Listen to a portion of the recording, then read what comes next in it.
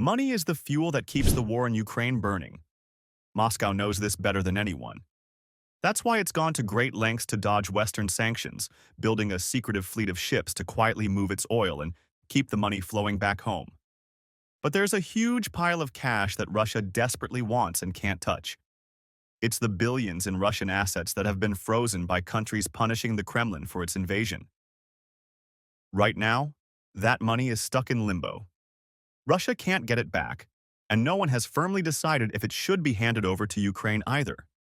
That standoff might not last much longer. Germany could be on the verge of making a move that would deal Russia a blow it can't recover from, all because of those frozen funds that Moscow insists belong to them. On September 17th, Bloomberg revealed that momentum is building to put this money to use. The push is partly driven by U.S. President Donald Trump, who has been pressing allies to untangle the financial mess tied to the war. Trump has also demanded something even bigger: a halt to all Russian oil sales to NATO and European Union countries. Europe may see redirecting Russia's frozen wealth to Ukraine as a way to buy time. Time to prepare for an oil embargo that could take longer to roll out. According to Bloomberg, the G7 nations are now studying different options for using these frozen funds to help Kyiv. European Commission President Ursula von der Leyen has already put one possibility on the table. Earlier this month, she called for action, saying the assets could be used to back loans that would bankroll Ukraine's fight against Russia. But Germany, one of the EU's biggest power players, may have a different plan in mind. Germany hasn't laid all its cards on the table yet, but whispers out of Berlin suggest they're weighing something far more aggressive. Instead of just using the frozen assets as collateral for loans, Germany could back a plan that directly channels Russia's seized money into Ukraine's war chest. If that happens, it won't just be a financial maneuver, it'll be a political earthquake. Think about it. The Kremlin has been clinging to the belief that one day the sanctions will ease and the frozen cash will eventually come home. That hope has been a pressure valve, a reason for Russia to keep grinding forward despite the economic chokehold. But if Germany leads the charge to spend that money outright, Russia's safety net vanishes overnight. The ripple effects would be massive. Moscow would see it as outright theft, while Kyiv would view it as long overdue justice. And in the middle, European leaders would face the risk of retaliation, economic, cyber, maybe even military threats. Still, for Germany and its allies, the payoff could outweigh the risks. Redirecting those billions wouldn't just keep Ukraine in the fight. It would signal to Russia that time and money are no longer on its side. And here's where things get even more intense. Once one country takes that leap, others are likely to follow. Bloomberg reports that Germany has suddenly stepped up as one of the loudest voices in the EU, pushing to put Russia's frozen assets to work for Ukraine, any way possible. That's a big shift.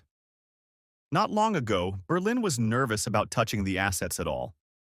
As Europe's financial hub, Germany worried that meddling with frozen funds could damage its reputation as a safe place for global money. Now, behind closed doors, German officials, speaking anonymously, say they want to squeeze every bit of value they can out of Russia's immobilized billions. Why the change of heart? Fear. If American support fades under Trump, Germany knows the financial responsibility for Ukraine will land on its shoulders. And that kind of burden could fuel the far right at home, something Germany's leaders are desperate to avoid. But there's a catch. Germany is not willing to go as far as the US and Eastern European countries, who want to outright confiscate the frozen funds and ship them directly to Ukraine. Berlin says that's too risky. So the question becomes, what does maximizing frozen assets actually look like? Politico, in a report earlier this month, laid out some ideas floating around Brussels. One of the most talked about proposals comes from the European Commission. The plan would involve replacing the frozen Russian assets with EU-backed bonds. Think of these bonds like giant IOUs. The EU would use them to funnel Russia's frozen billions into Ukraine, giving Kyiv badly needed cash to buy Western weapons and ramp up its own arms industry. At the same time, the IOUs would act as a promise to Russia. One day, if the war ends, if Ukraine's sovereignty is respected, and if Russia backs down from its aggression, then the money could eventually be returned. It's a clever loophole, Ukraine gets money now, and technically the EU hasn't stolen anything. Behind the scenes, Politico says the idea is gaining quiet momentum. It's not just theory anymore. There's a real deadline looming. By 2026, Ukraine is projected to face a budget hole of 8 billion euros, around $8.6 billion. That gap could be filled if the EU unlocks even a portion of Russia's frozen wealth. Right now, those assets are stuck with Euroclear, a financial giant that handles securities. When assets mature, Euroclear shifts them into an account at the European Central Bank. That pool of money earns interest, which the EU has already been using to pay down a massive $53 billion loan package for Ukraine. But here's the problem. That loan is almost tapped out. Once it's gone, the G7 has to decide how to keep Ukraine's lights on and its army supplied. Another loan is one option. But using Russia's money directly may be the only way to avoid an even bigger financial crisis for Kyiv. Politico notes that with Ukraine's cash reserves drying up fast, the European Commission has floated a new idea. Tap into the money sitting in the European Central Bank and turn it into what they're calling a reparations loan. Here's the twist. Ukraine wouldn't have to pay back a cent of that loan, at least not until Russia coughs up reparations for the damage it's caused. In other words, the EU and G7 would be setting a trap. Ukraine gets immediate financial relief, Russia eventually gets stuck footing the bill, and the whole plan uses Russia's own frozen money against it. The scale of this is staggering. Back in February, the cost of rebuilding Ukraine was already estimated at $524 billion, and it's only gone up since then. So if the reparations loan moves forward, Russia would essentially end up financing the rebuilding of a country it tried to destroy. A brutal irony that would cut deep in Moscow. But this is still just one of many ideas on the table. None have been locked in yet. And, true to EU form, there's going to be plenty more talking before anything concrete happens. Bloomberg reports that EU finance ministers are expected to pick up the frozen assets debate at meetings in Copenhagen throughout September and October. The goal, at least according to anonymous insiders, is to have a plan ready by the EU Leaders Summit on October 23rd. That brings us back to Germany. Berlin has come out swinging as one of the strongest backers of finding new ways to use those frozen Russian billions. And while Germany presents this as support for Ukraine, there's also a hefty dose of self-interest at work. If anyone has the clout to push the EU toward unlocking the $207 billion in frozen Russian assets, it's Germany. And that's not just talk. Germany's influence inside the bloc is enormous. It's the EU's most populous country, home to the bloc's biggest economy, and was a founding member of the original coal and steel community that eventually evolved into today's EU. In Brussels, Germany's presence looms large. 96 German lawmakers sit in the European Parliament, making up more than 10% of all seats. Berlin is also the EU's largest net financial contributor, pumping more money into the system than any other country. And don't forget, Ursula von der Leyen, the European Commission president championing creative ways to use the frozen assets, is German herself. That's a lot of leverage for Berlin to work with if it decides to push hard for action on the assets. If Germany succeeds, the ripple effects could spread beyond Europe. Both the US and Canada have already passed laws giving their governments the power to seize and repurpose frozen Russian assets. Washington, in particular, is under pressure. Back in March, a group of US senators sent a letter to Secretary of State Marco Rubio urging him to hand the funds directly to Ukraine. So, if the EU makes the first move, America and Canada could quickly follow suit. Which leads to the obvious question. If the assets are already frozen, why not just give them to Ukraine right now? Why keep hesitating, especially when Russia has already gone to war with Europe's borders and shown it's not afraid of escalation? Well, they are being used. Sort of. The G7 already has a loan program in place tied to Russia's frozen wealth. It's been one way to keep Ukraine afloat so far, but that lifeline won't last forever. If you've made it this far into the video, it means you're enjoying what we do here at Euro Bulletin. Take a second to hit that subscribe button so you don't miss more updates and insights from Europe and its partners. Let's dive in more into the subject. Back in June 2024, The G7 struck a deal that tied Ukraine's lifeline directly to Russia's frozen billions. The plan was simple. The assets sit untouched, but the interest they generate, around 3 billion euros a year, gets funneled to Kyiv. It's helped, no doubt. But here's the problem. By 2026, Ukraine faces a yawning budget hole. That deficit will dwarf the 3 billion trickle, leaving Kyiv billions short of what it needs to keep the government running and the war effort alive.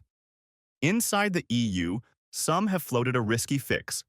Shift the frozen assets into higher-yield investments. In theory, that would generate more cash for Ukraine. But risk cuts both ways. If those bets went south, Europe could lose a big chunk of the assets, and Russia would seize on that instantly, accusing Brussels of gambling with money that doesn't belong to them. So for now, the G7's cautious approach has one defining feature. They've never actually touched the principal. The frozen pile of Russian cash remains technically intact while Ukraine just gets the side earnings. And that brings us to the uncomfortable question. Why not just hand Ukraine the whole thing? The moral case is obvious.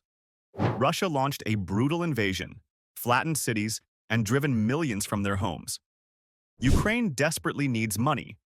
Kyiv has even said that, with a direct injection of $30 billion, it could supercharge its domestic weapons industry almost overnight. But as CNN pointed out earlier this year, two massive roadblocks stand in the way. The first is economic. If Europe suddenly confiscates Russia's reserves, it sets a precedent that terrifies foreign investors. Any country parking their wealth in euros would wonder, what happens if Brussels decides it doesn't like us tomorrow? That doubt could shake trust in the euro itself, weakening its position as one of the world's safe haven currencies. Europe can't afford that. The second roadblock is legal, and it's even thornier. International law shields a state's overseas assets from seizure. If Europe, America, or anyone else grabbed Russia's frozen billions outright, Moscow would haul them into court. And here's the kicker. While the case dragged on, and Putin could stretch it out for years, the money would likely stay locked up. Meaning Ukraine might not see a single euro in the meantime. There are, however, only two ways to get around this legal wall. At the end of the day, there are only two ways around the legal wall. Either every country holding Russian assets decides to break international law outright, or the rules themselves are rewritten to allow asset seizure in extreme cases. That's why it's not as simple as just wiring Russia's frozen billions to Kyiv. Germany knows this, which is why it's pushing alternatives like the IOU mechanism. On paper, it avoids direct seizure while still giving Ukraine far more than the 3 billion euros per year it currently receives. And Russia? Let's just say Moscow is not taking it well. Back in February, when peace talks were just kicking off, Reuters sources hinted that Russia might have been willing to give up the frozen assets, but only if the money was used in the territories it now occupies. In other words, Putin wanted the cash funneled into rebuilding the very land Russia had bombed, looted, and then claimed for itself. That idea never took off, and now Moscow is on a much more aggressive footing. The Times of India reported on September 15th that Russia is already warning Europe against any attempt to reroute its assets to Ukraine. The mere talk of IOUs and reparation loans has triggered outrage in the Kremlin. Dmitry Medvedev, one of Putin's most vocal attack dogs, issued a threat dripping with fury. If this happens, Russia will pursue the EU states, as well as the European degenerates from Brussels and individual EU countries who try to seize our property, until the end of the century. That pursuit means dragging Europe through endless courts, trying to claw the money back. And legally speaking, Russia has a point. If the funds were simply handed over, it would amount to outright theft under international law. But under the loan scheme Germany favors, the EU might be able to thread the needle. If Brussels can argue that a reparations loan isn't a seizure, but a financial mechanism, then Ukraine could win big.